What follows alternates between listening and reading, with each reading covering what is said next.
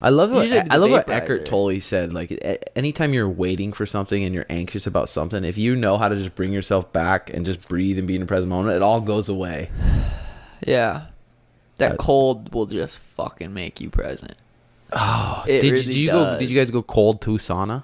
We did sauna. Danny liked getting in the sauna and getting all warm, and then getting in the cold. I'm like, fuck that. I ain't getting Dude, warm and then cold. I'd rather just get damn. cold. Because at the UFC PI, you go 3 minutes in the cold, 3 minutes in the hot, 3 minutes in the cold, 3 minutes hot, and then end 3 minutes on the cold. That cold is another kind. I don't know. I remember I was getting in the pool for that Terrion fight, and then we went to the PI, and I got in the PI Yeah. cold plunge, and that bitch was But the froze. first one's the worst. It is. It hurt. Remember that Russian sitting under there? For like Had an his hands hour. on I'm the like, is this stairs, dude dead? Feet on the wall, all the way under, just eyes closed. Yeah, no shit. I'm like, does he do this just, or is it just because there's people in here and he's trying to show off? I Either know, way, and I we're was sitting there impressed. holding our fucking nips going, hey. Either way, I was like, Jesus. The first time we went to get in the cold plunge, we were getting in there like little fucking pussies, and Josh Barnett was in the hot tub, and he's like, if this was back in the Samurai's days, they would have cut your fucking head off already. And we're like, For showing weakness. for showing weakness. So we fucking hardened up. It's and so just it's rolled in. easier when there's people in there. I'm like, haha, watch this. I'm a badass. If Yeah. there's no one in there, I'm like, oh, I fuck. know, like a little bitch. This is what he says. It is for such reasons that I always ask my clinical clients first about sleep. Do they wake up in the morning at approximately the time the typical person wakes up, and at the same time every day? If the answer is no, fixing that is the first thing I recommend. It doesn't matter so much if they go to bed at the same time each evening, but waking up at a consistent hour is a necessity. Anxiety and depression cannot be easily treated if the sufferer has unpredictable daily routines. The systems that mediate negative emotion are tightly tied to the properly cyclical circadian rhythms.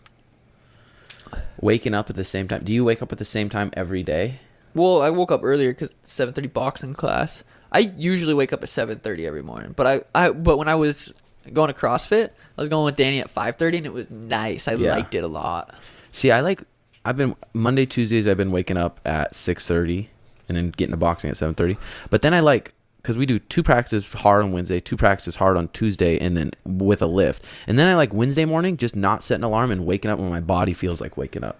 Yeah, that is And then nice. Thursday, waking up when my body feels like waking up. And then Friday, going to boxing again. But so I wonder how important that is. Just having a routine is nice again, because for a while there after surgery, I didn't have a routine. I literally would wake up, make coffee, play Fortnite, just kind of, the day would be gone. And Yeah. I'd like look outside, be like, God, it looks nice out. And I'd fucking play for a couple hours, look outside, it's dark. I'm like, what Go the back fuck? in your hole. Because I used to want to be a firefighter, but now thinking about it, the firefighters' sleep schedules are just so fucked. And I'm like, sleep's got to be my number one priority. Sleep's good. Like huge. The next thing I ask is about breakfast. I counsel my clients to eat a fat and protein heavy breakfast as soon as possible after they awaken. No simple carbohydrates, no sugars, as they are digested too rapidly and produce a blood sugar spike and a rapid dip. This is because anxious and depressed people are already stressed, particularly if their lives have not been under control for a good while. Their bodies are therefore primed to hypersecrete insulin. If they engage in any complex or demanding activity, if they do so after fasting all night and before eating, the excess insulin in their bloodstream will mop up all their blood sugar. Then they become hypoglycemic and psychophysiologically unstable all day. Their systems cannot be reset until after more sleep.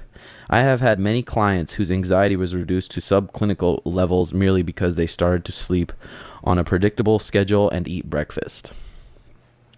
That's good. Like, fucking always getting questions about anxiety and depression and shit.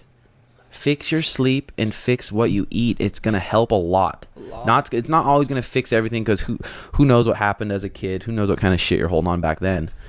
But just learning about it. There's so much shit on the internet. You can just fucking learn anything you want, and being able to learn from smart ass dudes like this. It was weird what I realized, like, because when I first moved down here, I was like, I felt like I was so happy. And I was constantly training, we were learning how to eat better. We always slept good. Like, we always went to bed decent time, woke up and went to training. And then it was so weird. Like, after that last surgery, I was just, not really my foot surgery, because I just won a fuck ton of money. Yeah. Just got done going through a fight camp. I was ready to chill. Yeah. I was like, I'm going to chill. This is going to recover. It'll be good. And I'll Yeah. get back in. But then after this surgery, I was like, fucking, my anxiety and depression. I felt like depressed for the first time. And it was because I didn't and I don't know, it was weird because I didn't realize how happy I was because I was training. Like, I was training to get better at fighting because I knew I had like a fight coming up. But then this, I was like, fuck, like now I'm suspended. I came off 2 surgeries. Like, I was feeling like Fortnite wasn't making me happy, but I could play it. I was addicted. That wasn't making me happy. I was addicted to it. Like, I always wanted to play it. Yeah, it was addiction. But it wasn't making me happy, and I realized, I'm like, damn, training makes, like, I always kind of knew that, but now I sit back and I really think about it.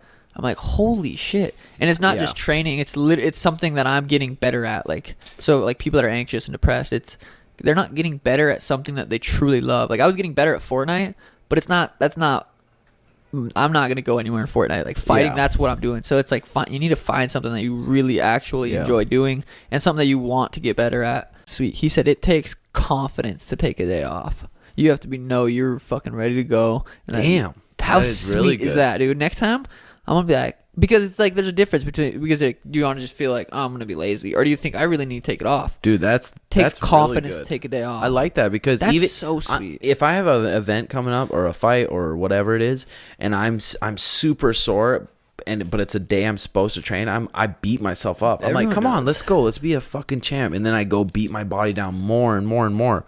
But I like that. I need to write that down. How good is that? It takes confidence to take a day off. I forgot what Eckert said about people always think about the past and just remember all the happy things. Oh man, remember that was so fun, but that was so fun. But then at that time, you had all the same stresses and all the fucking a bunch of stress too. You always say that. And You've always true. been saying that. For sure, it's true.